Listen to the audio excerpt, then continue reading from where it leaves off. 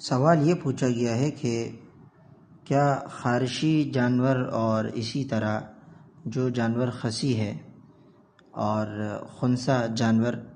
ان کے متعلق کیا حکم ہے قربانی کا؟ تو جیسے کہ علامہ شامی رحمہ اللہ نے اور صاحب فتح القدیر نے لکھا ہے کہ خارش والے جانور کی قربانی درست ہے، لیکن اگر خارش کی وجہ سے بالکل کمزور ہو گیا ہو یا خارش کال سے گزر کر گوشت تک پہنچ گئی تو اس کی قربانی درست نہیں ہے، تو ایسے جانور کی قربانی درست نہیں ہے۔ اور دوسری بات، خسی جانور کے متعلق تو خسی بکرے، مینڈے، بیل کی قربانی بالکل جائز ہے، اس میں کسی قسم کی کراہت نہیں ہے، چاہے خصیتین کاٹ کر نکال دیے جائیں یا دبا کر، دونوں کی قربانی صحیح ہے۔ حضور صلی اللہ علیہ وسلم نے خسی جانور کی قربانی فرمائی ہے، اس لیے یہ عیب نہیں ہے۔ نیز یہ کہ اس سے گوشت اچھا ہوتا ہے،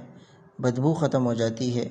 اور گوشت اچھی طرح پکتا ہے اور کھانے میں لذیذ ہوتا ہے، اور جانور اس سے موٹا بھی ہوتا ہے، تازہ بھی رہتا ہے، اور لوگوں کو وہ مارتا بھی نہیں ہے۔ اور پھر اسی طرح خنثی جانور کی قربانی جائز نہیں ہے، اس لیے کہ یہ عیب ہے۔ اگر کوئی جانور شکل و صورت میں بکرے جیسا ہے لیکن پیدائشی طور پر وہ بکرا یا بکری نہیں بلکہ خنثی ہے تو اس کی قربانی درست نہیں ہوگی۔